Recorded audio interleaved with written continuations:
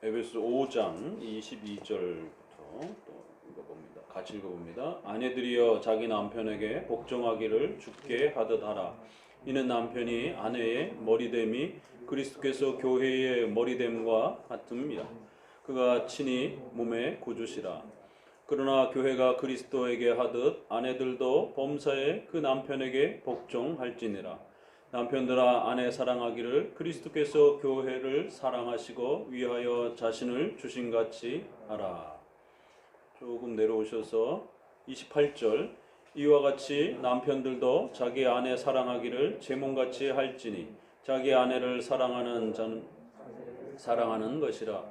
누구든지 언제든지 제 육체를 미워하지 않고 오직 양육하여 보호하기를 그리스도께서 교회를 보양함같이 하나니 우리는 그의 몸의 지체임이라. 이러므로 사람이 부모를 떠나 그 아내와 합하여 그 둘이 한 육체가 될지니라. 24장 오늘은 2항입니다. 2항 같이 또 읽어보도록 합니다. 2항 결혼은 남편과 아내가 서로 돕기 위해 합법적인 자녀를 통해 인류의 증가와 거룩한 자손을 통해 교회의 증가를 위해 그리고 운명을 막기 위해 제정되었다. 지난 앞선 설명 안에서 또 2항까지 결혼의 목적, 원리 이런 부분들이 복합적으로 더 소개가 되었습니다. 1항, 2항은 결혼의 근원적인 목적 또 원리 이런 부분들이 아주 중요하게 잘 담겨 있습니다. 결혼은 단순한 개인의 사랑으로만 묶여지는 것도 아니고 바로 하나님이 짝져 주신 하나님의 신적 작정 속에서 하나님의 창조의 위대한 역사를 이루어가기 위한 국가를 세워가고 교회를 세워가기 위한 거룩한 목적 속에서 만들어진 아주 소중한 하나님의 창조적 도구다라고 말씀을 드렸습니다. 그렇기 때문에 하나님이 원하시는 주 안에서의 결혼이라고 하는 원칙을 지켜나가야 하고 또 인간은 짐승이 아니기 때문에 도덕적인 거룩함과 성결함과 순결함에 대한 결혼 전의 순결함과 결혼 후의 순결함에 대한 부분들의 책임과 의무를 반드시 짊어지셔야 된다는 것이 그것이 하나님께서 한 남자와 한 여자로서의 가정을 세우신 창조의 원리이기 때문에 그렇다라는 것입니다. 이러한 중요한 결혼적 원리가 역사 속에서 항상 양극단으로 결혼을 파괴하는 방식으로 결혼은 더럽고 성은 더럽고 수치스러운 것이다라고 하는 결혼에 대한 아주 부정적인 그러한 관점이 있었고요. 또 한쪽에서는 동성애나 또 다양한 자유 연애와 자유 성관계라든가 이러한 성을 지나치게 자유권으로 해석하는 또 이러한 지나침이 또 역사 속에 문제가 되었습니다. 부정적으로 인식하는 이러한 그 인식에 또 조금 교회사적으로 몇 가지를 좀 소개해 드려보게 되면 그러니까 오늘날 한국 교회는 특별히 우리 개혁교회를 배워가는 우리 성도들에게 있어서는 이 두 가지 양극단의 두 쪽이 다 이렇게 영향을 받고 있기 때문에 굉장히 조심하셔야 됩니다. 오리게는 그 유명한 오리게는 거세를 했어요. 거세. 자신의 생식기를 잘라버렸어요. 성에 이런 부분이 성욕이 목회하는 데 방해가 된다라고 생각했어요. 그러니까 성욕, 성 이런 걸 더러운 걸로 취급한 거지. 목회에 도움이 안 된다라고 생각을 한 겁니다. 그래서 어려서 그러한 인식이 강했고 또 결국 나이가 커가면서 목회자의 이러한 그 사역적으로 방향을 잡으면서 자기 스스로 거세를 하는 참 충격적인 사건이죠. 교회사에 있어서 이 오리겐의 이 거세 사건은 참 충격적인 사건입니다. 도대체 초대교회 때는 이 성에 대해서 어떻게 생각했길래 목회에 방해가 된다라고 자기 생식기를 잘라내는 이러한 일들이 있을 수 있어요. 그러니까 이쪽 그 동방교회 쪽으로서 이렇게 오리겐의 이러한 그 사역들은 이제 여러 이렇게 한 세 군데 정도의 중요한 이제 이 사역지가 있는데 예루살렘 또 이렇게 알렉산드리아를 중심으로 한 북아프리카 이렇게 알렉산드리아 또 그 다음에 이 동방교회 쪽으로 또 니케아라든가 이런 쪽에 근데 이 알렉산드리아 쪽에 아주 중요한 이제 이 신학을 계승하는 아주 중요한 신학 역할을 했던 분입니다.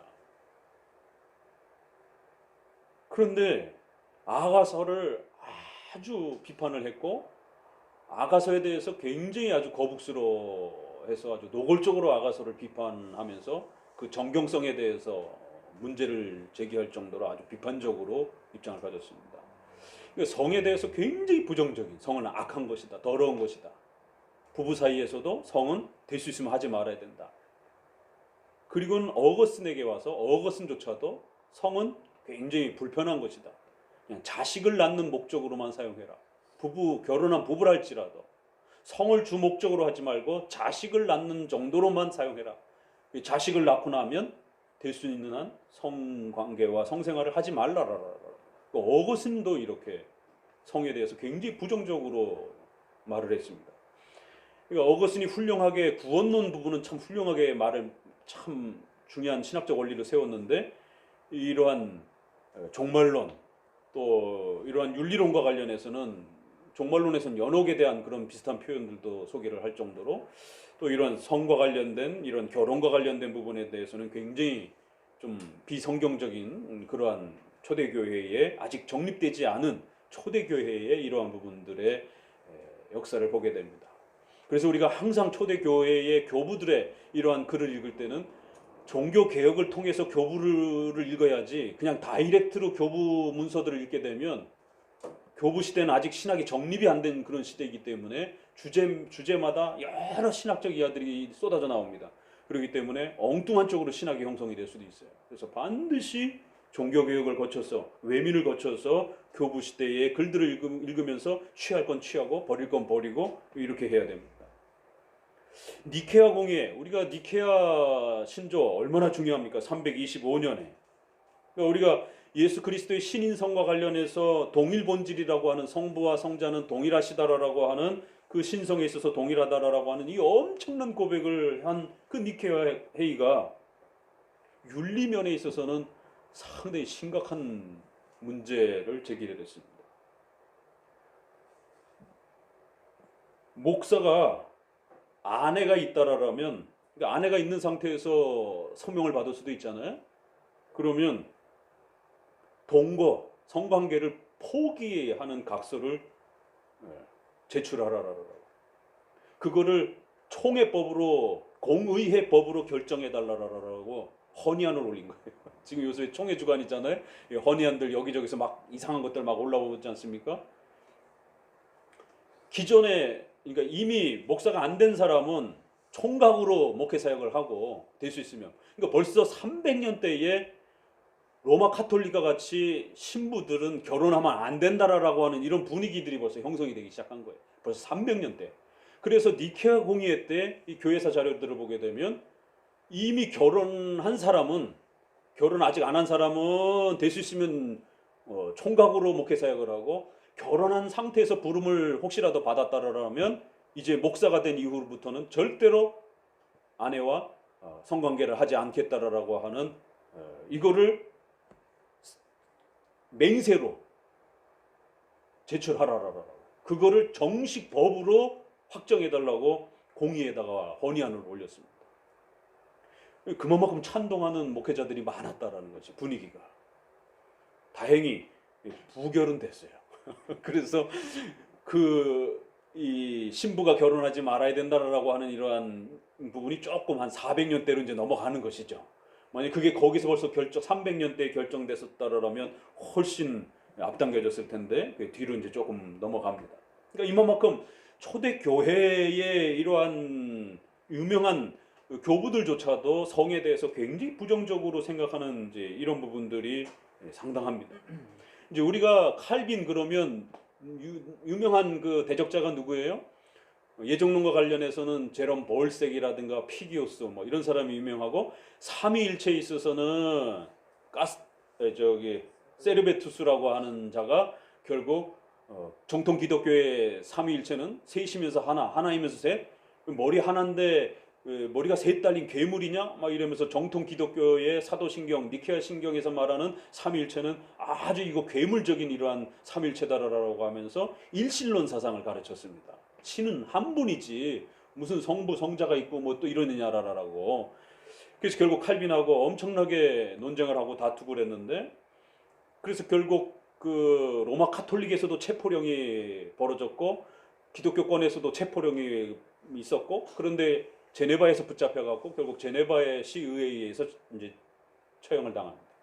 그럴 때 이제 이 개신교권 내의 목회자였는데 가스텔리옹이라고 하는 이제 이분이, 야, 어떻게 교리가 다르다고 해서 사람을 죽일 수 있느냐 이러면서 칼빈은 독재자다, 칼빈은 폭력자다, 칼빈은 아주 무지막지한 자다 이러면서 이제 칼빈과 논쟁을 하면서 칼빈의 이제 이러한 신학에 대해서 상당히 비판적으로 비판했던 분이, 이 세르베투스 사건을 아주 신학적으로 비판했던 분이 가스텔리옹이라고 하는 분입니다. 뭐 이분도 목회자예요.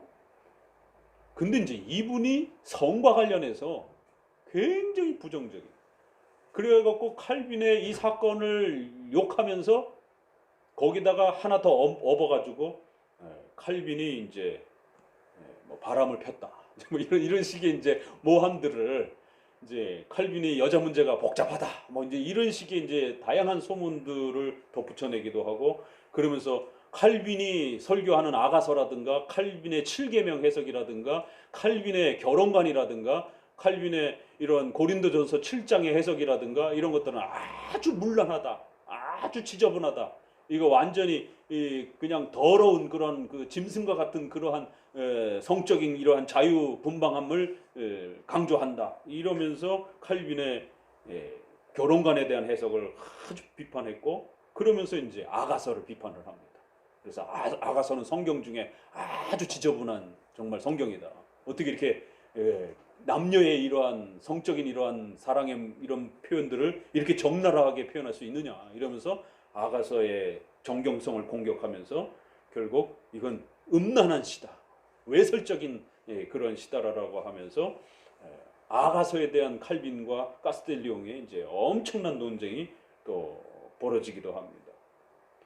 그러니까 이게 교회사를 보게 되면 이렇게 7계명에 간음하지 말라라고 하는, 그러니까 긍정적으로 성은 가정 안에서 소중한 것이다라고 하는 이 창조 명령으로서의 가정이 형성되려면 반드시 남녀가 결혼을 해야 되고 또 그 성이라고 하는 선물을 통해서 자손이 태어나는 것이에요. 그러니까 이러한 그 7계명에 대한 해석을 교회사 속에서 아주 그 부정적으로 성은 더러운 것, 또 악한 것, 수치스러운 것 이렇게 해석하는 방향과, 또 그럴 때마다 아주 타락한 자들이, 세속화된 자들이 성은 내 마음대로 얼마든지 취할 수 있는 거다. 그래서 결혼 전에도 얼마든지 성관계를 할 수 있고 또 결혼한 후에도 구약에 이렇게 일부 다처가 있지 않느냐, 몰몬교나든가 이러한 그 형태처럼. 그래서 교회사 속에 의외로요, 이거를 교파 이름으로 뭐라 그러냐면 밀교라고 그럽니다. 밀교. 어떤 의미겠어요? 섹스교라는 거예요. 통일교에서 피가름 교리가 나왔잖아요. 그래서 교주하고 그 여성들이 자야, 성관계를 해야 이 성적인 연합을 통해서 구원의 이 은혜가 흘러간다라는 것이. 그러니까 그리스도께서 너는 나의 신부다, 그리스도와 한 몸 되어야 된다, 이런 표현을 결국 그 그리스도께서는 교주를 세웠고 그 교주와, 그리스도는 지금 안 계시니까 교주와 한 몸이 되어야 된다라는 거예요. 그 성적인 그런 형태를 연합으로서 이해를 했고 해석을 했고, 그래서 교주와 성적 관계를 맺고, 그리고 그 여성이 자기 남편과 성적 관계를 하게 되면 남편에게도 구원의 혜택을 준다라는 것이.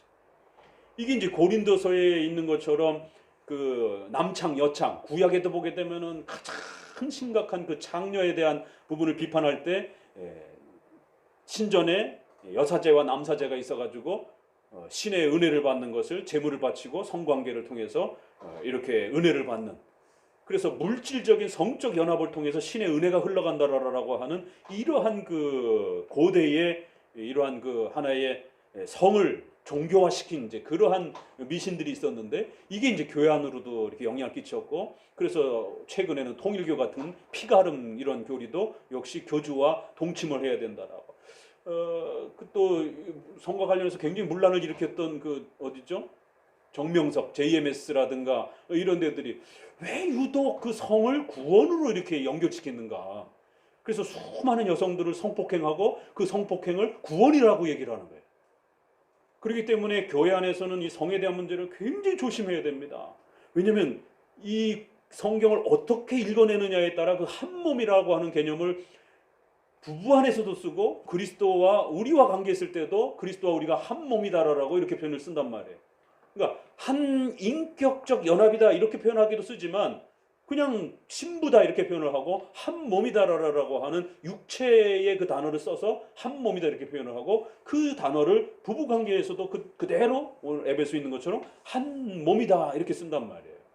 이쪽은 그리스도와 관련된 부분은 인격적인 그리스도와 신과 인간이 인격적으로 하나됨을 말하는 것이지 절대로 물질적으로 육체적으로 하나가 된다면 큰일 납니다. 물질적으로 육체적으로 하나가 되는 것은 오직 부부 사이의 성적인 연합밖에 없는 것이에요. 그러니까 교회사에서 이렇게 다양한 성에 대한 오해가 그래서 세상 사람들에게 있어서는 성이 아주 문란하게 이렇게 쓰여지기도 하는데 그것이 종교 안으로 들어오면서 구원의 어떤 한 방편으로서 성이 수단화되면서 아주 심각한 이러한 미신적이고 샤머니즘적인 이런 형태들이 초대교회부터 근대 이르기까지 그래서 과거에는 이런 것을 밀교라라고 하는 형태로 이렇게 또 교파 이름이 형성되기도 할 정도로 그러한 성적 연합을 구원으로 해석하는 그러니까 오늘날의 이러한 통일교라든가 이런 현대의 이단들이 자기네가 어디서 개발한 게 아닙니다. 다 옛날에 있었던 것들을 이렇게 힌트를 얻어가지고 이렇게 섞어서 다시 써먹는 거예요. 그러니까 잘못 적용하면 이렇게 극단적으로 성이 문란해지기도 하고 또 거꾸로 아주 폐쇄적인 이런 형태로도 또 성이 또 하나님이 주신 좋은 선물이 폐쇄가 되고 망가져 버리는. 그리고 젊은이들은 또 결혼을 안 하게 되는. 왜? 신앙생활이 중요하다라고 생각하고 예배만 중요하다라고 생각하고 신앙만 중요하다라고 생각하고 이러다 보니까 경건에 방해가 된다라고 생각하는 거예요. 그러니까 혼자서 열심히 신앙생활하는 이 종교적 즐거움을 더 큰 걸로 생각을 하는 겁니다.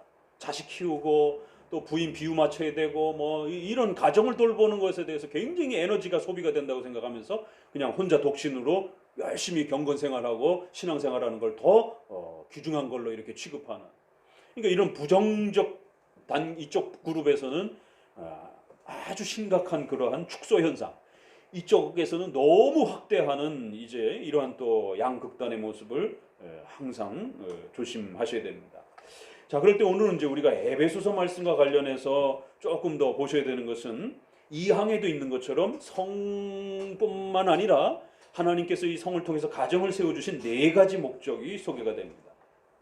그런데 놀라운 것은 어떻게 웨스민스터가 가정, 부부의 이러한 그 연합을 정리하면서 신구약에 수많은 이야기들이 있는데 이 많은 이야기들 중에 첫 번째를 뭘로 잡았어요? 부부가 결혼하는 것은 자식을 낳기 위함이 아니에요. 이게 어거스틴의 해석이거든요. 초대 교부들의 사고예요. 부부, 가정의 목적은 자식을 낳기 위함이다. 그러니까 자식을 낳고 나서는 부부가 될 수 있으면 성관계를 하지 말아야 되는 거예요. 그래서 카톨릭에서는 수많은 교회력을 만들어냈고 수많은 교회력은 거룩한 날이기 때문에 부부관계를 하지 못하도록 이렇게 365일의 프로그램을 짜는 것이에요. 그런데 웨스민스터는 신구약 전체를 정리하면서 첫 번째, 가정은 분명히 자녀를 키우고 양육해야 되는 엄청난 국가를 보존하고 교회를 보존하는 창조적 사명이 있어요. 그런데 창세기의 그 말씀을 읽어내면서 웨스민스터는 결혼의 근본적 첫 번째 목적은 뭐라고요? 남녀의 사랑. 서로가 서로를 돕고 사랑하기 위해. 굉장히 놀라운 겁니다. 그러니까 여러분은 그냥 한 문장 그냥 이렇게 편안하게 이렇게 툭 읽어내지만 이 한 문장을 정리하기 위해서 교회사 속에 이 양극단하고 얼마나 많은 논쟁들이 있었는지를 우리는 교회사를 통해서 보셔야 됩니다. 그래서 부부의 이 서로 돕는다라고 하는, 돕는 배필이라고 하는 이 창세기 말씀을 잘 읽어내서 남녀를 인격적으로도 동등한 관계로 높여놨고, 또 부부의 존재 목적도, 가정의 존재 목적도 출산을 우선으로 세우지 아니하고 남녀가 서로 사랑하고 서로가 부족한 부분들을 도우면서 그렇게 서로를 깊이 사모하고 사랑하는 그러한 부부의 연합과 사랑을 가장 중요한 첫 번째 원리로 그렇게 구성했다라는 거예요. 이 교부들은 당연히 이 순서를 잡으면 어떡하겠어요? 거룩한 자손을 낳기 위해서 이거를 제일 앞문장에다가 교부 시대 때는 두었던 것입니다. 그러니까 이런 부분에서 이 항에서 우리가 네 가지 목적 중에 순서도 중요한 겁니다. 첫 번째는 서로 사랑하고 돕기 위해서. 두 번째는 합법적인 그러한 연합을 통해서, 성적 연합을 통해서 인류의 증가와 교회의 거룩한 증거를 위해서. 그리고 맨 마지막에는 여러 남녀가 성적으로 연합되어지는 이러한 음란한 짐승과 같은 이러한 그 파괴적인 성적 욕구를 막기 위해서.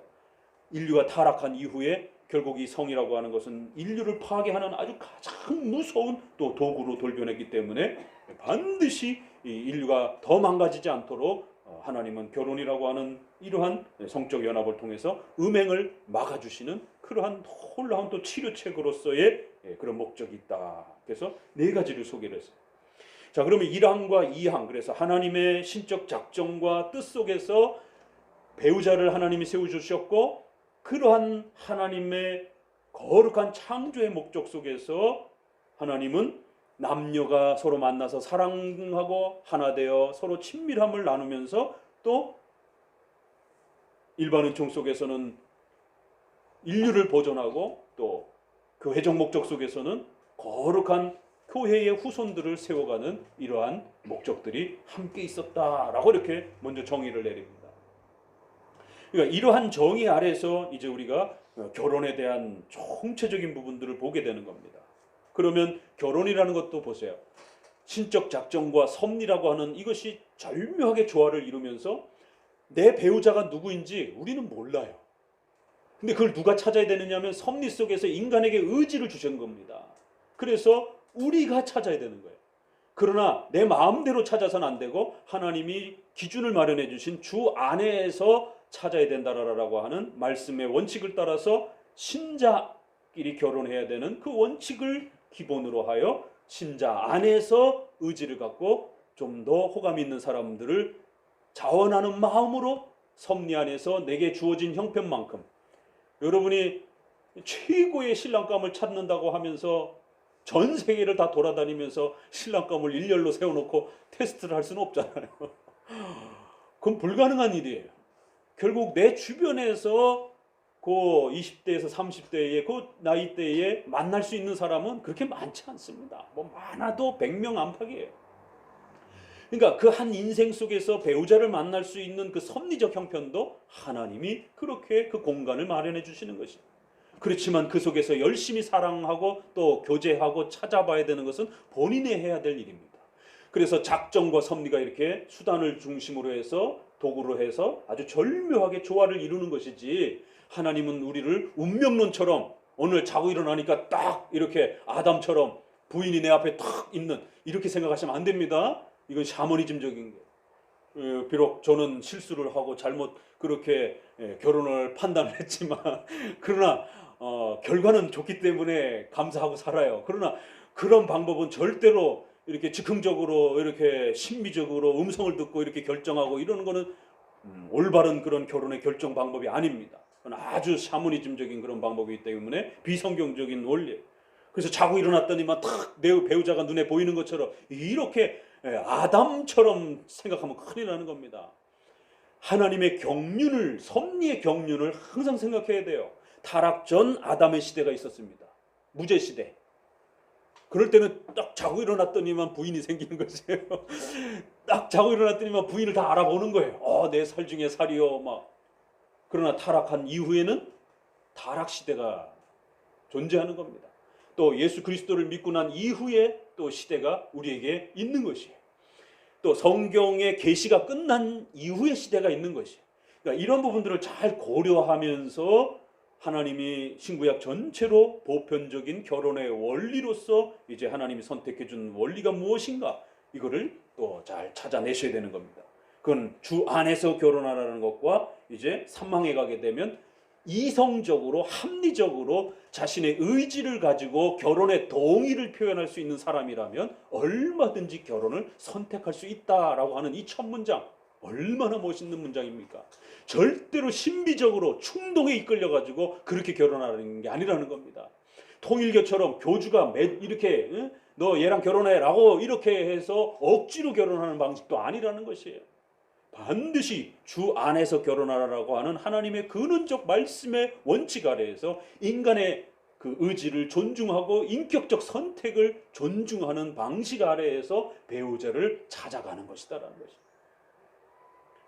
이렇게 가정과 관련해서도, 국가와 관련해서도 그렇지만 가정과 관련해서도 하나님의 뜻을 찾는 방식이 이렇게 찾아가는 것입니다. 아주 인격적이고 그러면서도 하나님의 말씀을 기본으로 해서 움직이는 아주 이런 멋있는 원리가 형성이 되는 것이. 자, 그럼 이제 결론적으로 이걸 정리해 봅니다. 결혼하신 분들은 반드시 명심해서 들으셔야 돼요. 이거는 뭐 수십억을 주고도 들을 수 없는 그러한 비밀입니다. 우리 또 처녀 총각들은 반드시 또 알아야 되는 규칙입니다.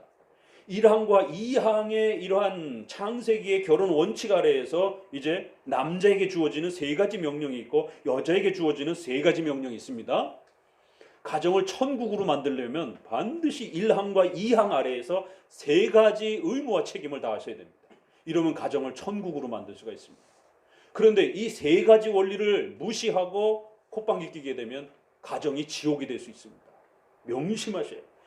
아버지 학교 무슨 어머니 학교 가가지고 부부가 서로 편지 써주고 발 세족식 하면서 발 씻어주고 눈물 펑펑 흘리고 그거 한 달도 안 돼가지고 또 폭력 행사하고 또 막 언어적 폭력하고 집안을 막 쑥대밭으로 만들어 놓고 인간의 본성이 안 바뀌는데 그거 뭐 프로그램 퍼포먼스 하면서 발 좀 씻기고 뭐 편지 좀 쓰고 이런다고 해가지고 그게 해결되냔 말이에요. 해결 안 됩니다.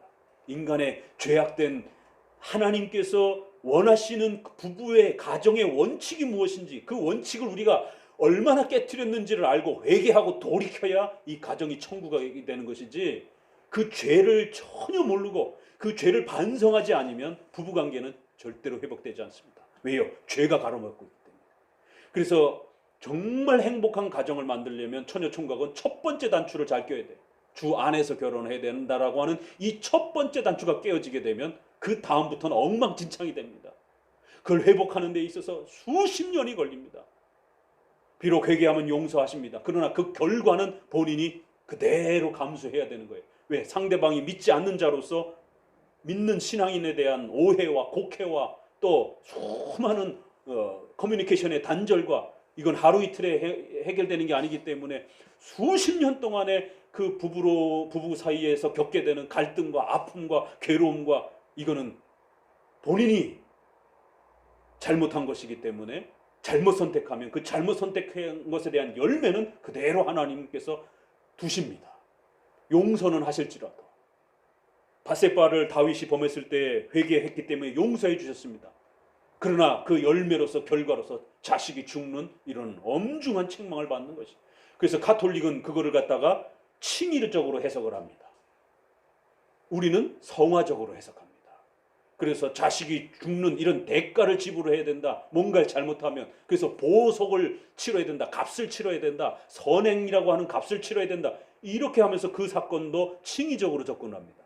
그러나 우리는 이신칭의와 관련해서 회개란 예수 그리스도의 보혈의 피로 용서받는 거기 때문에 자기가 말씀을 통해서 잘못한 것이 무엇인지를 알고 분명히 반성하고 회개하면 용서해 주신다라는 거예요. 그러나 그 죄악된 선택을 한 것으로 인해서 자기에게 주어지는 수많은 그 열매들은 자기가 감당해야 된다는 거예요. 왜? 본인이 잘못 선택했으니까. 독약을 먹었어요. 먹지 말아야 될 독약을. 그럼 회개했다고 아무렇지도 않은 게 아니잖아요. 하나님 앞에 회개는 회개대로 하고 하나님이 살려주셨더라도 그 몸의 후유증과 이런 부분들은 잘못 먹은 것에 대한 후유증은 분명히 자기가 감당해가는 것이.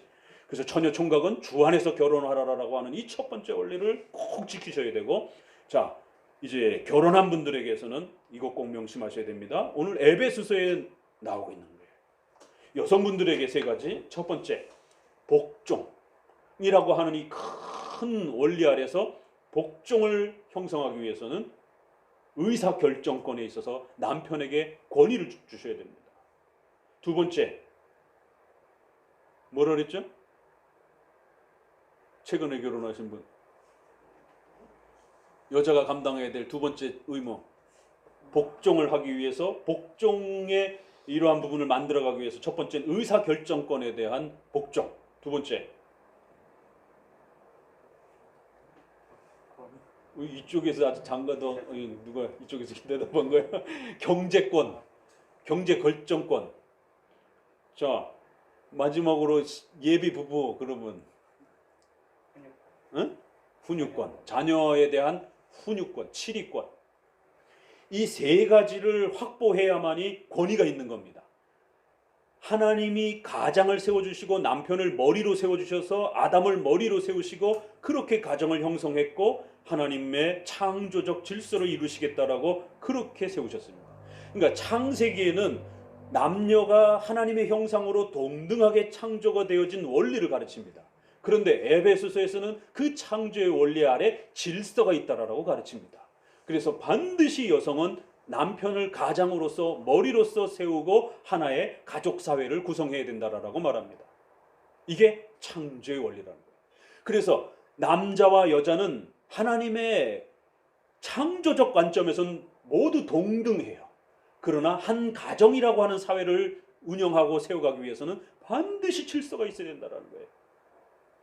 교회도 질서가 있어야 되고 국가에도 질서가 있어야 되고 직장에도 질서가 있어야 되고 모든 사회에는 인간은 질서를 필요로 합니다. 그렇기 때문에 가정에서도 질서가 필요로 하다라는 거예요. 그럴 때 하나님은 가정에서는 남자를 머리로 세우고 그리고 여성과 아이들이 그 남자의 권위 아래 복종하면서 가정을 꾸려가도록 그렇게 창조의 질서를 세우셨다라는 거예요.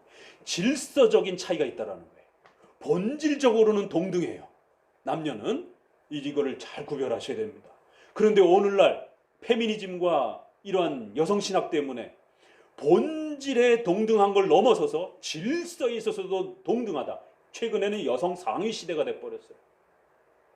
그러니까 과거에는 남자가 남존 여비로 해서 남자가 가부장적으로 너무 높다라고 하는, 본질적으로 남자가 높고 여자는 아주 덜 떨어진 존재라고 이렇게 취급하는 이 철학과 또 이런 잘못된 해석이 문제였다라면 지금은 이제 뒤집어지는 형태가 된 여성 상위 시대가 돼버리니까, 그럴 때 성경은 어떤 원리라고요? 본질, 남녀가 구원받고 또 하나님의 형상으로서는 동등해요. 그렇지만 가정을 꾸려가는 데 있어서 질서에 있어서는 반드시 하나님의 질서적 차이가 존재한다는 거예요. 그래서 남편을 머리로 세웠고 아내는, 아이들은 복종하도록 그렇게 하나님이 세우셨다는 거예요. 그래서 여성에게, 아내에게 요구하는 신구약의 모든 명령은 하와로부터 시작해서 복종하라라고 명령하고 있지, 너의 남편을 사랑하라라고 이렇게 성경이 명령돼 있지 않습니다. 거꾸로도 마찬가지예요. 남편에겐 자기 아내를 자기 몸처럼 사랑하라고 돼 있지, 아내에게 복종하라는 말 성경에 단 한마디도 없습니다. 이제 이런 말들을 하게 되면 목사님 시대가 어느 시대인데 이런 이야기들을 해요. 그렇기 때문에 현대 문화가 결국 성경의 가르침을 파괴하는 이런 일들이 벌어진 거예요. 그러면 그 가정은 반드시 붕괴됩니다. 세상적 철학과 가치관과 세계관으로 가정이 만들어지게 되면 그 가정은 풍비박산이 납니다. 아무리 현대의 분위기하고 안 맞는 것처럼 보여져도 수천 년 동안 인류 역사의 모든 세대 동안 이 가정의 질서적 법칙은 하나님의 법입니다. 그래서 불편하고 힘들어도 이 법을 잘 지켜내는 가정은 하나님의 복을 받습니다.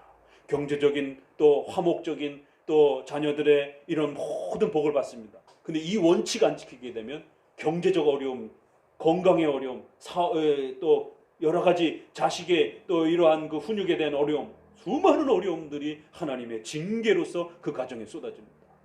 명심하셔야 돼요. 왕은 있는데 이 세 가지가 따라붙지 않으면 왕은 허수아비가 됩니다. 아무런 경제적 결정권이 없어요. 아무런 치리권이 없어요. 아무런 의사 결정권이 없어요. 허수아비지 무슨 가장이에요.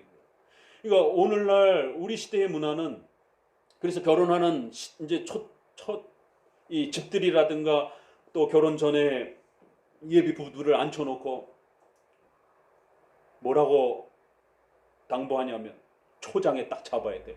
이런 이야기인데 그걸 가만뒀어? 확 휘어잡아야지.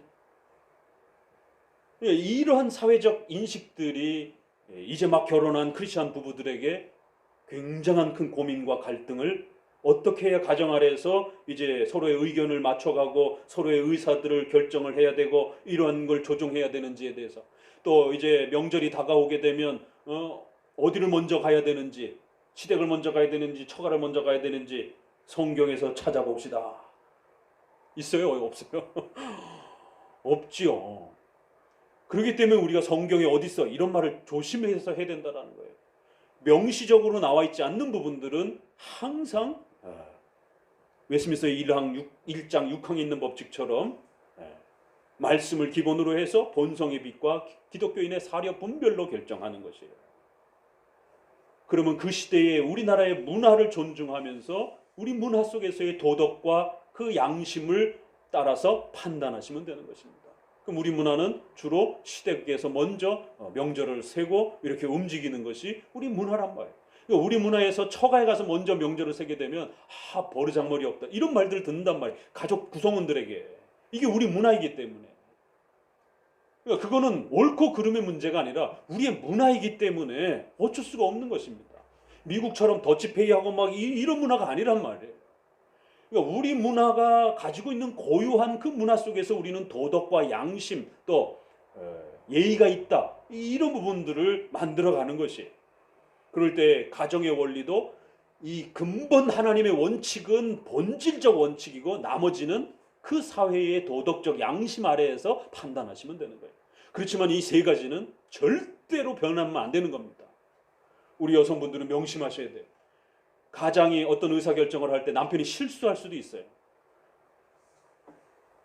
여성은 좀 더 넓게 보기 때문에 그 결정을 하게 되면 어떤 부분이 잘못 위험이 있을 수 있는지까지도 생각을 해요.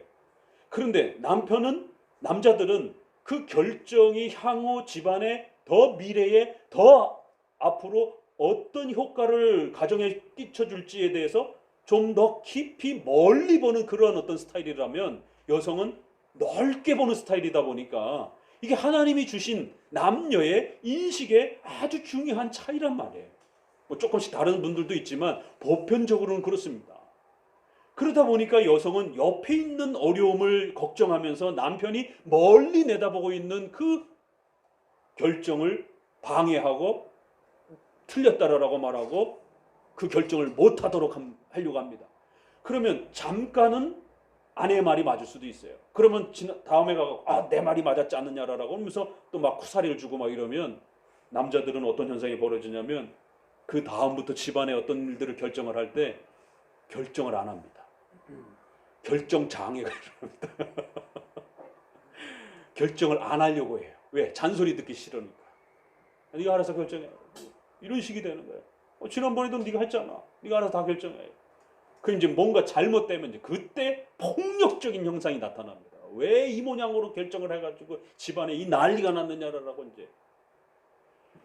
그래서 남편이 때로는 실수를 하고 부족하게 결정을 한다 할지라도 남편도 이제 결혼을 해서 배워가는 겁니다. 누가 그거 다 합니까? 이제 결혼해서 시작하는 것인데. 그렇기 때문에 때로는 부인이 볼 때에 좀 못 믿어온 결정, 또 부족한 결정, 그건 또 진짜로 부족하기도 하고 또 남자와 여자가 보는 관점이 다르기 때문에 자기 눈에 부족해 보이는 것일 수도 있는 것이에요. 어찌됐든 남편이 아주 중요한 서로 평상시에는 협의를 하더라도 의사가 충돌이 될 때 마지막에 누군가 결정을 해야 될 것 아니겠습니까? 그럴 때에 남편이 최종적으로 그 결정을 할 수 있도록, 그래서 남편이 그 결정하는 법을 배워갈 수 있도록, 그래서 다음번에 더 중요한 문제가 생겼을 때 또 남편이 고민하면서 결정하는 것이. 그러면 남편이 뭔가 잘못 결정했잖아요. 그럼 남편도 자기 자신도 알아요. 내가 지난번에 실수했구나. 그럼 다음번에 결정하려고 하면 더 잘 결정하려고 애를 씁니다. 신중합니다. 그래서 남편도 배워가는 거예요. 그런데 이거를 잔소리하면서 이렇게 결정을 못하게 하게 되면 모든 집안의 문제의 부담을 부인이 다 어깨에 짊어지게 됩니다. 그렇게 되면 남자는 결정을 안 하고 결정을 못하게 되면 남자는 어떤 일이 벌어지게 되냐면 영양 부족 현상이, 영양 실조, 이 단어가 안 떠올라요. 영양 실조가 나타납니다. 뭐에 대한 영양 실조요? 권위를 먹지 못하는 영양 실조가 나타납니다. 남자는 복종을 해줌으로 인해서 권위에 대한 희열과 기쁨을 누리면서 남자는 성장해 가는 것이. 하나님이 그렇게 창조해 주셨어요. 왜? 질서를 주셨기 때문에. 그래서 남자들은 어떤 권위 아래에서 그 권위를 존중받고 아랫사람으로부터 복종을 통해서 권위가 존중받을 때에 엄청난 자존감이 회복이 되고 엄청난 자신감이 회복이 되고, 그래서 그 아랫사람들과 자기 수하에 있는 사람들을 위해서 목숨을 걸고 그들을 지키려고 그렇게 헌신하고 그렇게 성장해 갑니다. 그런데 이 권위에 대한 영양 실조가 일어나게 되면 남편들은 권위를 먹지 못하는, 영양분을 먹지 못하는, 그러면 집안에서는 아무런 결정도 하려고 하지 않아요. 아무런 권위도 집안에 없어요. 집안을 내팽개칩니다. 이런 일이 벌어져요. 아이들도 아빠를 무시해요. 왜요? 엄마가 다 모든 걸 결정했기 때문에. 의사결정권, 용돈 탈 때도 아빠한테 안 가고 엄마한테 가요. 또 혼날 때도 아빠가 혼날 때는 콧방귀도 안 껴요. 왜요? 엄마가 너무 무서우니까. 그러면 자연적으로 아이들은 아빠를 무시합니다. 그래서 은퇴하고 나서 아버지들이 집에 들어오게 되면 황혼 이혼율이 높아지는 이유 안에도 남편이 집안에 들어가는 순간부터 자식들도 불편해하고 부인도 불편해하는 여러 가지 복합적 현상이 벌어져요. 한 번도 서로가 이렇게 질서 안에서 조화를 맞추면서 사는 훈련을 해보지 않았기 때문에 아이들도 불편하고 엄마도 불편하고 아내도 불편한 엄청난 이 혼돈이 닥치게 됩니다. 아이들도 아빠를 무시하고 아빠의 존재와 이런 부분들은 그저 돈이나 벌어오는 정도였지, 모든 중요한 권위들은 엄마가 집행을 했기 때문에 엄마에게만 눈치를 보고 엄마에게만 모든 그런 의탁을 하게 됩니다. 남편이 소외감을 느끼기 시작합니다. 권위에 대한 이런 부분들을 받지 못합니다. 심각한 일이 벌어져요. 그러면 남자들은 어떤 현상이 벌어지냐면 다른 쪽으로 통해서 권위의 충족을 받으려고 합니다. 그래서 여자들은 절대 이해 못하는, 남자들은 게임 한번 빠지게 되면 헤어나질 못해요. 남자들은 어떤 술이라든가 이런 어떤 먹는 거 마시는 이런 즐거움에 빠지면 못 태어납니다. 세상에 토끼와 같은 이런 처자식들이 있는, 이러한 자식들이 있는데도 불구하고 자기 돈 다 털어가지고 게임하는 데 쓰고 스포츠 하는 데 장비 사고 1,000만 원짜리 자전거 사고 애들은 학원도 제대로 못 보내는데, 이게 남자입니다. 중독에 한번 빠지게 되면 처자식이 굶어 죽고 이런 거 상관 안 해요. 자기의 어떤 그 즐거움을 통해서 성취감을 누리고, 그리고 권위에 대한 이러한 그 즐거움을 누리기 때문에 술집 가서 팡팡팡팡 쓰고, 창조의 질서를 존중하지 않으면 이런 일이 벌어진다는 거예요. 또 그것이 깨어졌을 때 사탄은 죄악을 가지고 인간의 이 가정이 깨지도록, 또 그렇게 남편이 권위를 형성하지 못하도록 가정에 또 그러한 유혹을 주게 되는 것입니다. 그래서 반드시 여성들은 의사결정권, 재정결정권, 치리권을 확보하면서 남편의 권위를 살려주고 지켜주고 복종하는 이러한 원리를 지켜내야 됩니다. 이거 회복하지 않으면 그 가정 서지 않습니다. 어떤 형태의 위험 앞에 놓여져 있을 때도 그걸 이겨내지 못하고 붕괴될 수 있는 이런 이혼의 위기와 가정의 해체의 위기가 놓여지게 됩니다. 자, 남자들에게는 오늘 이 본문에 보니까 어떻게 나와 있어요? 보호하고 양육하고 사랑하라. 참 기가 막히죠? 비슷비슷한 표현인데 이거를 우리가 조금 더 사랑이라는 큰 관점 아래에서 세분화시켜 보게 되면 보호에는 뭐가 있을까요? 양육은 좀 더 쉽죠? 남자가 열심히 왜 신체적으로 건강하기 때문에 남자는 또 여성처럼 한 달에 한 번씩 생리에 이런 어려움이 없기 때문에 남자는 신체적으로 아주 건강하단 말이에요. 근육적으로도 건강하단 말이에요. 이건 불변하는 진리예요. 그래서 남자가 훨씬 더 노동에 강하단 말이에요. 그래서 열심히 노동을 해서 가족들을 먹여 살리라는 거예요. 양육에 대한 책임이 있다는 거예요. 그래서 결혼을 할 결정을 하게 되면 반드시 양육에 대한 책임을 짊어져야 된다는 겁니다. 보호는 뭐겠어요? 외부의 적으로부터 아내와 자녀들을 보호하라는 것이에요. 하나님이 남자에게 준 그 힘으로 예전과 같으면 전쟁으로부터 가족들을 보호해야 되고 또 현대와 같은 데서는 이런 다양한 이러한 외부의 이러한 위험으로부터 가족들을 보호해야 되는, 얼마나 이 참 십계명이 훈련이 안 되니까 어처구니 없는 정말 우스운 질문이 나오냐면 집에 강도가 들어왔어요. 그럼 그리스도인의 사랑으로서 집에 안에 있는 돈을 다 줘야 되느냐?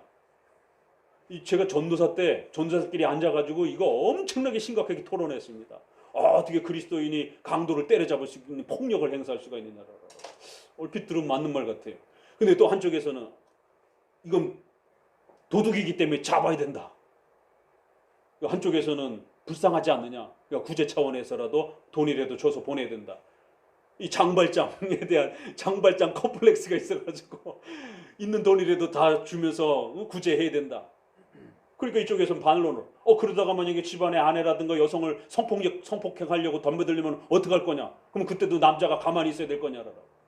그러니까 뭔가는 아닌 것 같은데 이거를 신학적으로 신구약 전체를 끌어다가 어떻게 설명을 못하는 거예요. 그런데 우리 웨스트민스터는 이미 벌써 그런 부분이 다 정립이 돼 있습니다. 강도가 들어오면 어떻게 돼? 남자는 때려잡아야 되는 겁니다. 하나님이 세워주신 가정이라고 하는 울타리를 남이 침범했기 때문에 목숨을 바쳐서라도 가족을 보호해야 되는 거예요. 그러다가 상대방의 급소를 쳐가지고 죽을 수도 있어요. 그럼 구약엔 벌써 정당방위 개념이 나옵니다. 근대 국가는 아직도 정당방위 개념을 제대로 이렇게 발전을 못 시켰어요. 더더욱 우리나라 개념, 우리나라는 여성이 성폭행을 당할 때 이렇게 남자의 급소를 쳐가지고 불구를 만든다는 거, 죽었을 때 여성이 오히려 거꾸로 형을 받게 되는 이런 일들이 아직도 비일비재합니다. 서양은 그래도 조금 더 여성을 보호하는 차원으로 정당방위가 넓게 적용이 되지만 우리나라는 아직도 정당방위가 굉장히 좁습니다. 근데 성경은 벌써 정당방위 개념이 나옵니다. 그래서 반드시 가족을 파괴하고 아내를 파괴하려고 하는 이러한 위험이 닥치게 되면 하나님이 주신 힘으로 남자는 가정을 보호하기 위해서 강도를 때려잡고 때려잡는 과정 중에 혹시라도 죽을 수도 있고 다칠 수도 있어요. 그래도 목숨을 걸고 가족을 보호해야 되는 겁니다. 또 이 보호는 원시 사회에서는 조금 이런 차원이 더 강하고 현대는 국가가 그 역할을 많이 해주니까, 근대에서는 보호에 대한 개념을 조금 더 다른 차원으로 더 확대할 수도 있는 거예요. 우리나라처럼 유교적인 문화 속에서 이렇게 추석이라든가 명절 다가오면 여성들이 엄청난 스트레스를 받잖아요. 그러면 다양한 그 아내가 스트레스를 받을 수 있는 여러 이게 다 위험 요소들인 거예요. 부부의 화목함을 깨는 여러 가지 어떤 그 위험의 요소들이 닥칠 때에 남편은 철저하게 아내를 정신적으로 육체적으로 보호해 줘야 되는 거예요. 우스갯소리로 그런 이야기가 있어요. 자, 한번 또 맞춰보세요. 강에 어머니하고 부인하고 빠졌어요. 둘 다 수영을 못해요. 누구를 먼저 구해야 됩니까? 이거 참 세상에서 참 우스운 질문이지만 이거 참 대답하기 굉장히 난해한, 이렇게도 질문을 답 못하고 이렇게도 답 못하기 쉽지 않죠. 어머니하고 부인을 앉혀놓고 대답해보라 그랬어요. 그럼 더 대답하기 힘들어요. 없었을 때야 뭐 이쪽에서 이쪽이라고 그러고 저쪽에서는 저쪽이라고 그러지만 둘 다 앉혀놓고 가족들 다 있는 데서 대답해보라 그러면 대답 쉽게 못합니다. 자, 아직 신혼인 누구를 먼저 구해야 됩니까? 응? 와이프. 여기는 예비 부부는 말 잘해야 돼. 잘못하면 장가 못 갈 수도 있어. 누구를 먼저 구해야 돼? 그걸 신학적으로 원리적으로 대답을 해보세요. 왜 아내를 구하는 게 성경적인지에 대해서. 응?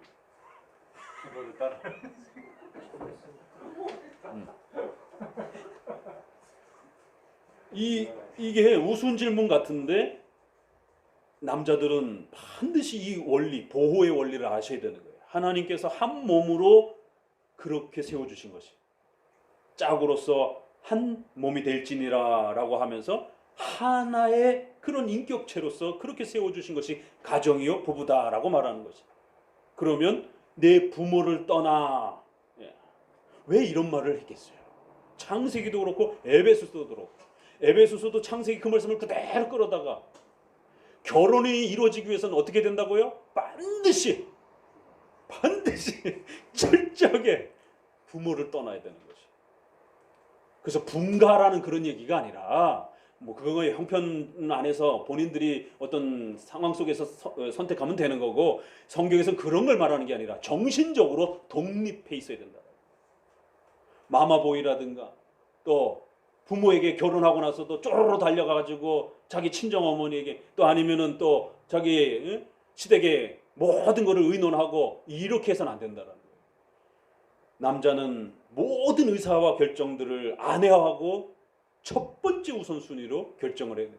모든 위험이 처했을 때 부모보다도 자식보다도 아내를 먼저 구하는 거예요. 이거 답을 먼저 가르쳐줬네. 두 번째 더 어려운 질문은 가족들이 자식도 그렇고 다 물에 빠졌어요.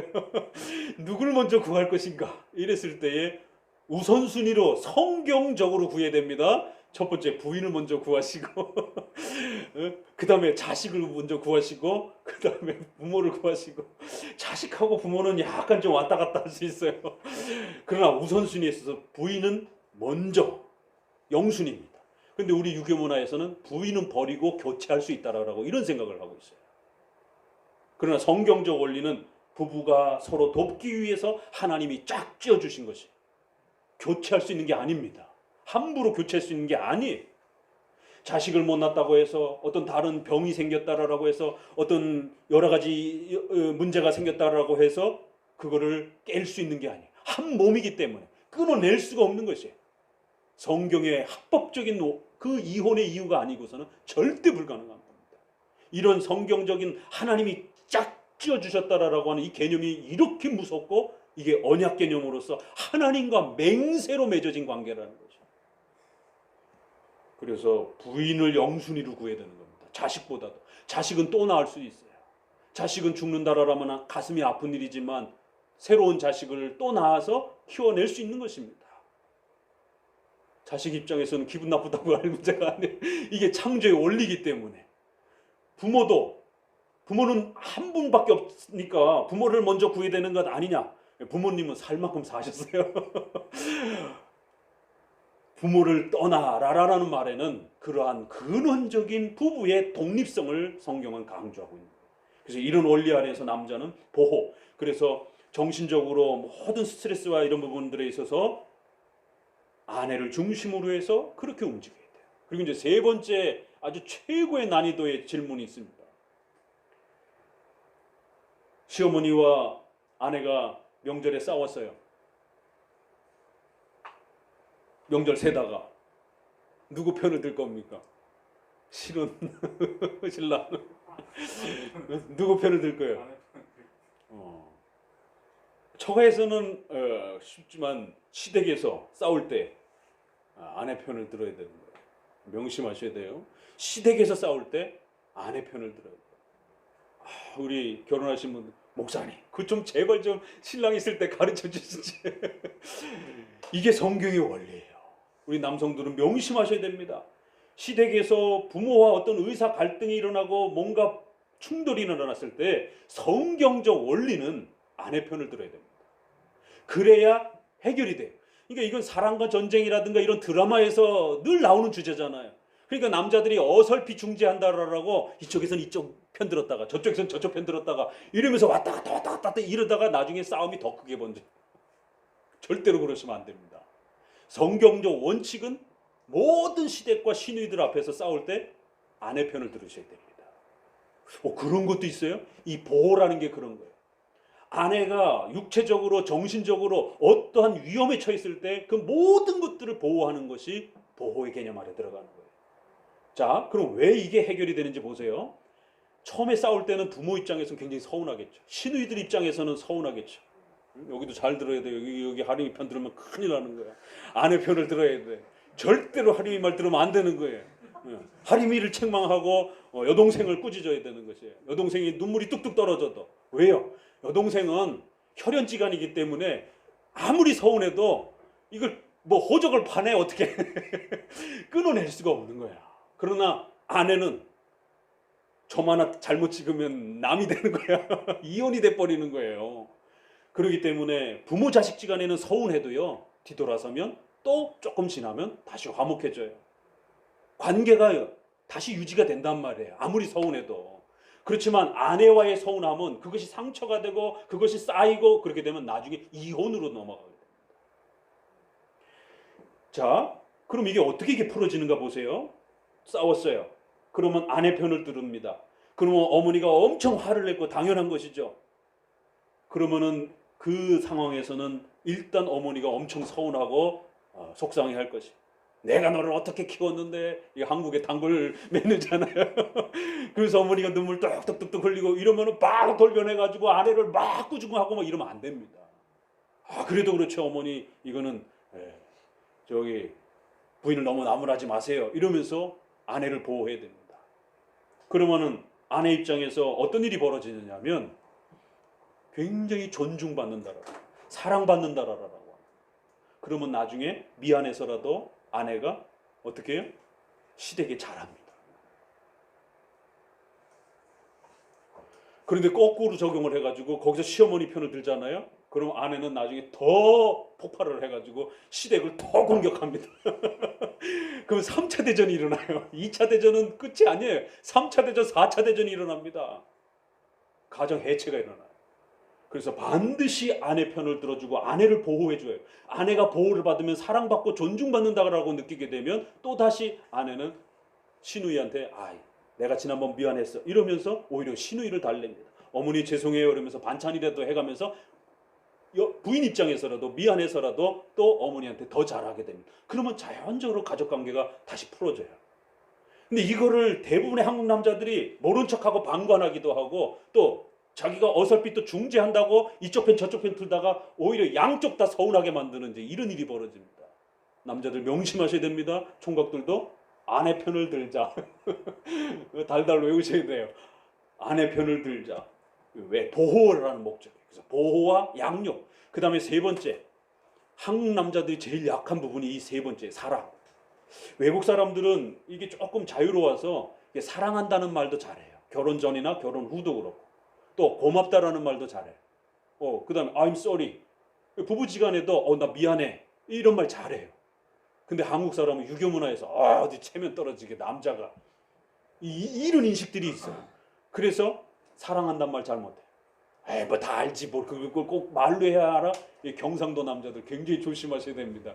한국 팔도 중에 제일 말 없기로가 경상도 남자가 제일 말이 없다라고 하는 게 이게 우리 문화예요. 사랑한다는 말 못하고 미안하다는 말 못하고 고맙다라는 말 잘 못합니다. 그걸 해야 합니까? 여성은 그러한 말들을 들어야 그 마음의 정서와 감성이 훨씬 더 풍성해집니다. 왜요? 여성은 언어적 감각과 감성적 감각이 남성보다 10배, 1000배 더 그렇게 창조되었어요. 그렇게 확대되어 있어요. 남자는 그런 부분에 대해서 언어적 기능이라든가 이건 의학적으로도 밝혀지는 부분이에요. 그래서 남자들은 그 사랑이라고 하는 부분을 어떻게 표현할 것인가? 사랑은 범위가 굉장히 넓은 것이죠. 그건 육체적, 정신적, 또 물질적 이런 모든 부분들이. 그래서 연애할 때는 그렇게 사랑한다는 말도 많이 하고 또 이렇게 가끔씩 외식도 하면서 맛있는 것도 이렇게 사주고 이러던 사람이 결혼하고 나서는 일한다라고 하는 핑계로 아내를 식모처럼 대하는 이런 일들이 벌어집니다. 당연한 것처럼 이렇게 생각해요.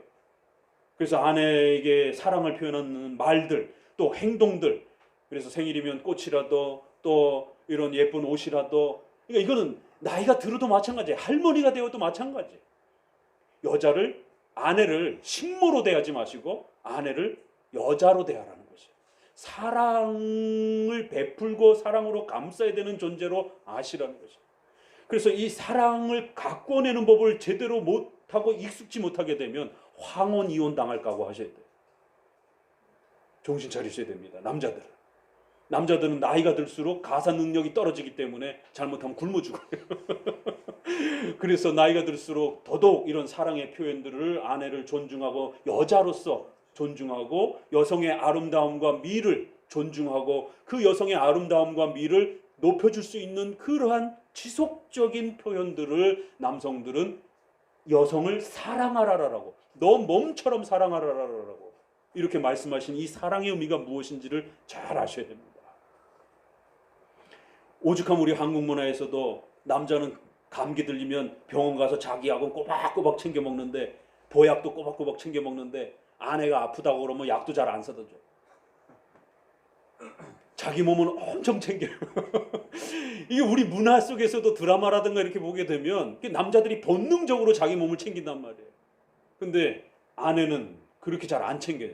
근데 이게 우리만 그런 게 아니에요. 왜? 에베소서 보니까 남자들은 너 몸처럼 이렇게 아내를 네 몸 가꾸듯이 남자가 본능적으로 자기 자신의 몸을 보호하고 가꾸려고 하는 것처럼 그렇게 아내가 아플 때, 어려움에 처했을 때 또 다양한 그런 여성스러움으로서의 이러한 부분들을 발휘할 수 있도록, 그러면 여성은 전 삶을 희생을 해서 가정을 가꾸고 자식을 돌보고 남편에게 그렇게 복종하면서 아름다운 가정을 만들어 갑니다.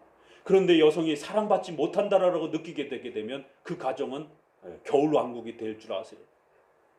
남자는 권위를 잃어버리게 되면 집안에 안 들어옵니다. 권위를 주는 다른 데로 돌아다녀요. 거꾸로 여성은 사랑받지 못한다라고 생각하게 되면 손을 안 움직입니다. 애고 집이고 난장판이 돼버리는 거예요.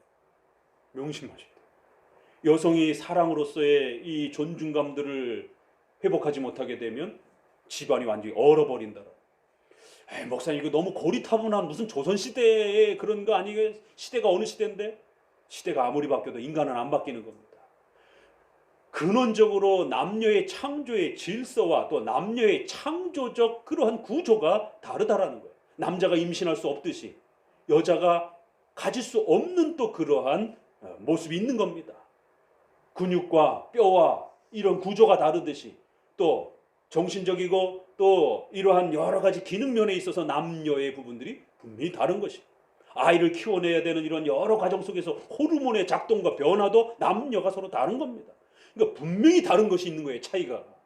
그렇기 때문에 이런 부분에서 여성은 사랑의 이 존중감을 받아야 되고 남자는 권위에 대한 존중감을 받아야 됩니다. 그래서 남편은 직장을 잃거나 또 어떤 위험이 처하거나 또 검찰 조사를 받거나 이러면은요 한강다리로 갑니다. 그런데 여자가 무슨 검찰 조사 받거나 무슨 뭐 이래가지고는 한강다리에 뛰어들었다는 얘기를 저는 거의 못 들어봤습니다. 오히려 여성은 그런 일이 닥치게 되면 허리띠 졸라매고 아무리 수치스럽고 창피스러운 일이 있어도 자식들하고 먹고 살기 위해서 허드렛 일을 하고 리아카를 끄는 한이 있어도 우리 어머니 세대들도 다 그렇게 사는 거예요. 6.25와 이런 어려움을 지내면서도 허리띠 졸라매면서 자식들하고 죽기 살기로 살려고 애를 쓰지 한강다리로 안 갑니다. 근데 남자들은 처자식이 있는데도 한강다리로 가서 빠져 죽어요. 경찰 조사 받다가 자기 명예가 실추가 되니까 못 견디는 거예요. 이게 남자입니다. 어떻게 처자식이 있는데 죽을 생각을 하는가? 이게 남자예요. 그래서 절대로 남자가 권위를 손상받지 못하다. 집에서 아내들은 아이들 앞에서 절대로 함부로 남편을 깎아내리거나 남편의 직장 또 남편의 어떤 경제 능력, 남편의 이러한 행동들에 대한 부분들을 깎아내리는 그런 권위를 빼앗는 이러한 발언과 행동과 이런 부분들을 아주 조심하셔야 됩니다. 또 남편은 아내를 바라볼 때 아내를 여성으로서 존중하고 또 보호해야 되는 이런 부분들을 함부로 막대하게 되면 애들도 엄마를 막대합니다. 이게 상호작용이 일어나는 것이에요. 그래서 남자는 사랑으로서 아내를 돌보고 아내는 남편을 권위로서 존중을 하는 이 세 가지, 복종과 사랑이라고 하는 이 큰 원리 아래 이 세 가지 법칙이 잘 작동을 하게 되면 그 가정을 하나님이 창조 질서를 복종한, 순종한 그 하나님의 말씀에 복종한 것에 큰 복을 내리십니다. 이게 창조의 하나님의 뜻이기 때문에. 그러나 이걸 깨게 되면 하나님의 말씀을 어긴 것이기 때문에 성에 문제가 발생이 돼도 가정은 해체가 되고요. 가정을 만들어가는 이 성경적 원리를 깨트려도 가정은 망가집니다. 이거 꼭 명심하셔야 돼요. 시대가 아무리 지나서도 복종과 사랑의 원리는 근원적인 하나님의 가정을 꾸려가는 구체적인 원리입니다. 그래서 오늘 이 항에 있어서 서로 돕기 위해 합법적인 자녀와 인류의 증가를 위한 거룩한 자손을 낳고 또 음행을 막기 위해서 가정을 잘 세워가기 위한 그런 목적으로 하나님이 가정을 주셨다. 그런데 여기 안에는 바로 창조의 원리가 기본으로 해서 복종과 사랑이라고 하는 이 가정을 작동시키는 원리까지도 이해해 내셔야 돼요. 그것까지 포함된 내용으로서 가정의 근원적 목적 그리고 구체적인 원리까지 이렇게 1항, 2항을 통해서 소화해 내셔야 됩니다. 그러면 정말 멋있는 가정이 될 수 있습니다. 남자가 권위를 존중받게 되면 가정을 위해서 최대한으로 목숨을 바쳐서 허드렛 일을 하더라도 막노동을 해서라도 자기 가정을 지켜내려고 애를 씁니다. 여성은 거꾸로 또 그렇게 사랑받고 존중받을 때에 여성은 정말 모든 걸 희생해서 자신의 가정을 그렇게 섬기고 남편을 섬겨주려고 그렇게 또 가정을 세워갑니다. 돈 갖고 가정이 세워지는 게 아니에요. 그러면 뭐 돈 수십억 수백억 있는 사람들은 뭐 아주 잘 살게 해요? 아니요. 오히려 그 돈 갖고 바람피고 오히려 엉뚱한 사치스러운 일을 행하고 그래서 여성이 사치에 한번 빠지게 되면 나라를 팔아먹을 정도로 정신 못 차립니다. 남자가 권위를 잃어버리게 되면 중독에 빠져가지고 가정을 다 해체시고 아파트 집 팔아먹고 그 다음에 아내 팔아먹고 도박하고 우리 옛날에 이런 그 어른들이 그게 남자예요. 파괴가 되면 그런 현상이 벌어지는 것입니다. 그래서 오늘 2항까지 들어가면서 1항, 2항에서 결혼의 목적 또 원리 이런 부분들을 잘 또 정립해 두시기 바랍니다. 몇 가지만 좀 읽어보고 정리합니다. 2항은 결혼의 목적을 소개합니다. 그래서 극단적인 것은 로마 가톨릭. 그래서 성생활을 아주 부정하게 취급하면서 가정을 아주 이렇게 소극적으로 가정에 대한 그런 불편한 이러한 사고가 강하다라고 말씀을 드렸습니다. 그러나 디모데전서 4장 3절에 혼인을 금하고 식물을 폐하라라고 하는 이러한 그 잘못된 가르침들을 벌써 경고하고 있었던 것처럼 이런 로마 가톨릭적인 이원론적 결혼관을 조심해야 된다고 그랬고요. 또 하나는 신비주의와 자유주의적인 세속화된 그런 결혼관, 남녀의 성적인 즐거움을 누리는 이런 쾌락의 방편으로 취급하는 방식입니다. 그래서 이런 것들은 레위기 18장에서 소개되어지는 형태로 결국 막지 않으면 짐승과 또 다자성애 뭐 이런 데까지 아주 인간이 짐승이 되는 그런 일들이 벌어지는 성적인 세속화가 일어난다는 것이 양쪽 다 문제라는 거예요. 장로교가 말하는 결혼의 목적은 첫째로 남편과 아내가 서로 돕기 위해서 그래서 창세기 있는 말씀처럼 돕는 배필이라고 하는 것. 자식도 우선순위가 아니요 남녀가 서로 사랑하면서 서로가 한평생을 아끼고 서로가 연약한 부분을 도우면서 그렇게 가장 소중하고 사랑하는 그러한 자로서 연합하는 것입니다. 우리네 부모는 유교문화 때문에 자식을 못 낳게 되면 아내를 갈아치우는 방식으로 아내가 무슨 뭐 스페어 타이어예요? 그러니까 옛날에 씨바지 문화가 우리 조선시대에 나오는 것이에요. 우리 기독교 원리는 어떻게 해야 돼요? 아내가 자식을 못 낳게 되면 남편이 문제인지 아내가 문제인지 둘 중에 하나는 문제고 둘 다 문제일 수도 있죠. 그럼 어떻게 됩니까? 성경적 원리는 입양을 하시면 되는 겁니다. 아내를 갈아치는 게 아니라 입양을 하면 되는 거예요. 근데 이제 우리는 혈육 문화가 너무 강하다 보니까 이제 이런 부분들에 대한 세계관이 오히려 가정을 파괴하는 이혼의 위기를 자식을 못 낳는다고 하는 그런 이유 하나 때문에 가정을 해체하는 자기가 사랑하는 아내를 버려야 되는 이런 심각한 일들이 벌어지는 것이 결혼의 첫 번째 근원 원리는 서로가 사랑하는 사람끼리 한평생 서로 돕고 그렇게 사랑하며 살아가는 것이 이게 가장 근원적인 것이다라는 것. 그래서 모든 사람은 혼인을 귀히 여기라라는 히브리서 13장 말씀처럼 돕는 배필이라고 하는 서로 돕는다라고 하는 이 부분을 명심하셔야 된다는 거예요. 그래서 남편과 아내를 돕고 사랑하며 신뢰하게 하는 이 중요한 수단이며 선물이라고 하는 이거를 꼭 기억하셔야 됩니다. 둘째는 합법적인 이러한 결혼을 통해서 인류의 증가에 대한 아주 중요한 출산의 목적이 있다라고 말씀을 드렸습니다. 그래서 청년들은 반드시 결혼하여 출산의 책임과 의무를 짊어지셔야 됩니다. 셋째, 결혼은 거룩한 자손을 통한 교회의 증가의 목적이 있습니다. 그래서 교회의 보존과 계승에 대한 아주 중요한 도구가 됩니다. 우리 청년들은 출산의 이러한 소중한 책임을 반드시 감당해 내셔야 됩니다. 여성은 출산이라고 하는 이 과제가 정말 자기 몸을 망가뜨리기도 하고 자신의 삶을 희생해야 되는 엄청난 이러한 위험 부담을 갖고 있는 것이죠. 그래도 출산의 이 희생을 감당하셔야 되는 거예요. 그래야 하나님의 은혜와 복을 받습니다. 또 남편은 자신의 모든 힘을 동원해서 자식을 키워내야 되는 이 엄청난 노동을 짊어져야 돼요. 그래도 감당하셔야 됩니다. 그거 창조의 법칙이기 때문에. 그래서 출산 회피 문화가 퍼지게 되면 사회적으로도 교회적으로도 아주 심각한 문제가 벌어지게 됩니다. 더더구나 지금 세계적으로 출산율 우리가 꼴찌잖아요. 근데 세계적으로 기독교인은 제일 많다라고 그래요. 이게 심각한 거예요. 7계명 잘못 가르쳐서 그래요. 우리 청년들은 너무 많은 조건을 요구하지 마시고 주 안에서 결혼하는 이 조건만 충족된다라면 얼마든지 다른 문제들은 하나님이 도와줄 겁니다. 돈이 없는데요? 결혼하고 나면 하나님이 돈을 부어주실 것이에요. 올바른 결혼만 하면 하나님이 도와주실 것입니다. 건강이 조금 걱정이 되는데요? 아니요. 결혼하고 나면 하나님이 건강도 부어주실 것입니다. 염려하지 마세요. 결혼이라고 하는 이 더 큰 목적을 이뤄내게 되면 필요한 부분들을 하나님 채워주실 것입니다. 왜요? 출산과 결혼이라고 하는 그래서 교회를 보존시키는 이 의무는 어마어마한 의무이기 때문에. 넷째로 결혼은 음행을 막기 위해 제정됐습니다. 그래서 반드시 고린도전서에 있는 말씀을 따라서 또 우리 이러한 정욕 때문에 또 더 큰 죄가 범해지지 않도록 가정 아래에서 이렇게 또 성이 잘 보호되어야 된다라고 하는 이런 내용들을 잘 또 살펴보시면서 2항 오늘은 결혼의 이러한 목적 또 그다음에 아주 중요한 결혼을 작동시켜가는 구체적인 원리까지 또 이제 함께 살펴보았습니다. 기도합니다.